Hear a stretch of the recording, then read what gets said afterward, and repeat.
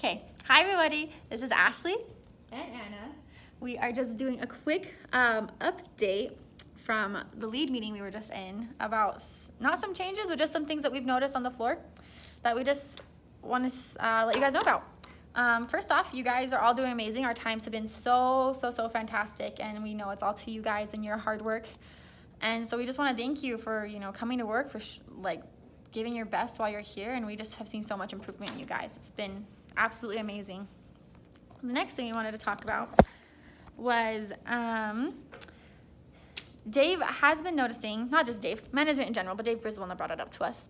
Please, I don't mean to single him out, but he has brought up to us, like, we have been noticing that resticks are being prioritized over no plasmas, and that's something we really want to get rid of, out of the mindset of.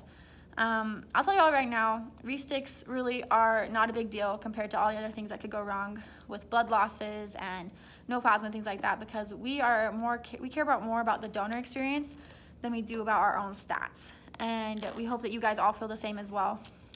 So to help with that, we're gonna get rid of the restick goal. It's not gonna be a thing anymore. If you do get it, like you go 2 weeks without a restick, it will be honored. You can just let the management know, and we're gonna keep track of it. So if we do notice you get it, like, you will be rewarded for that, but it's not gonna be something that is like our only goal. And we're gonna have a new goal for the floor that's Brandon and Dave are gonna bring to us when it's ready.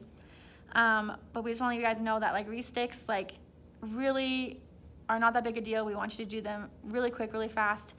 And actually from now on a first draw, if you do not get it and you're at the point where you have to call somebody else over to come adjust your stick, you have to do a restick at that point. We're not going to have any second looks or anything like that. It's just going to be a restick, and we need you guys to do that right away, because we can't have these donors having these bad experiences and not wanting to come back, because, like, even though they can wait up front for like 20 minutes to 30 minutes, we want their time on the floor to be absolutely amazing, so they want to come back. And we want to make sure that, like, we're doing our best to, like, enable that customer service and just, like, give them a good overall experience. So don't be scared of resticks. They're really not the end of the world. I'll tell you right now, I've had a day where I had 7 resticks in one day.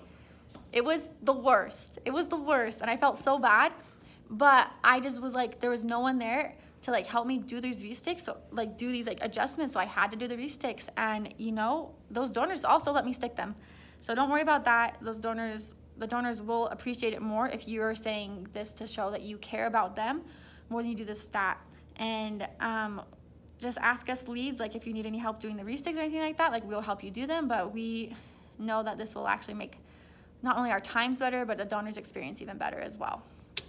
The next thing is, for the lab coat racks that we have on the floor and in the back, we can't have any more personal belongings on those. I am someone that's very guilty of this, because I like to put my jackets out there.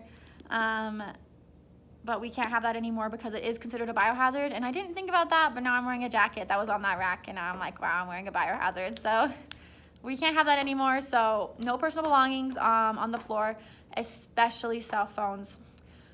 For cell phones, we really need you to keep them in your locker. Like, we're all going to be doing it, so no cell phones. It doesn't want to be something we have to police, like, especially like the gum thing. We don't want that to happen. And for those of you with smartwatches, we don't care if you glance at it. It's not going to be, it's not a big deal to us. But if we see you texting on it, we do have to tell management, or management might see you texting on it, so, like, that's even worse. So just avoid it, none of that, because then we'll have to start leaving our smartwatches in our locker, which means including my Fitbit, which I can't even text on, so please don't ruin this for me, guys, because I need to count my steps. So that's not the only reason, but it's a big reason. Let's see.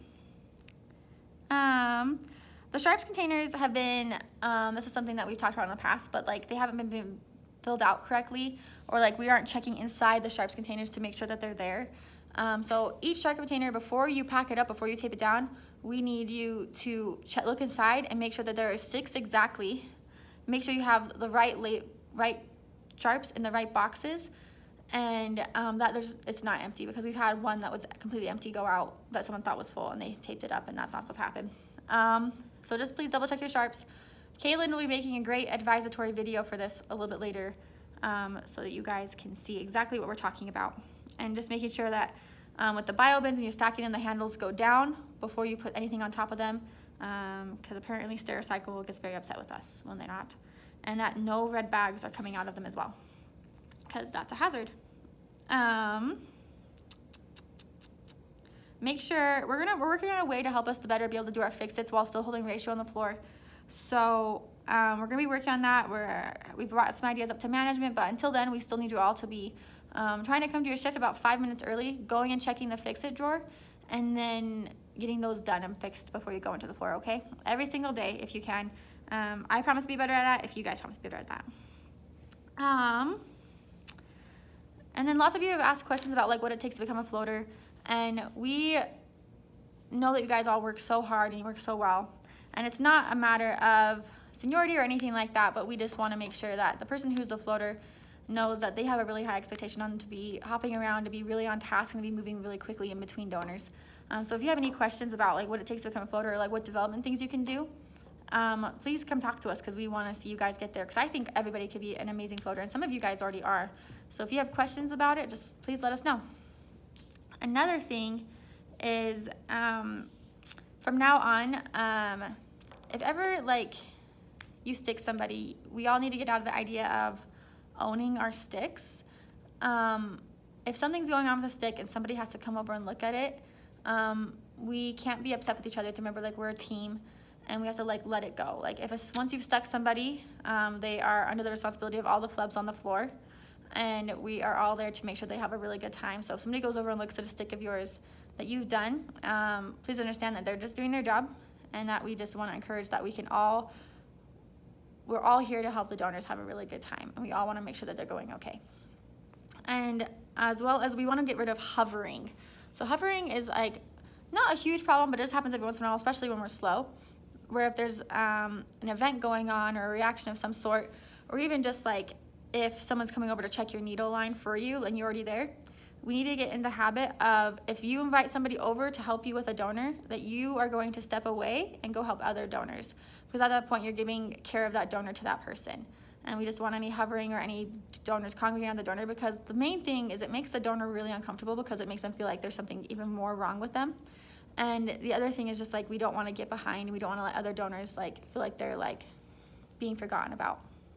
So just please be aware of that and try to avoid that as much as you can. Us as leads, we might gently remind you every once in a while, like, hey, like, please go and do this or do that or anything like that. But just know we do it with love and not because we're upset.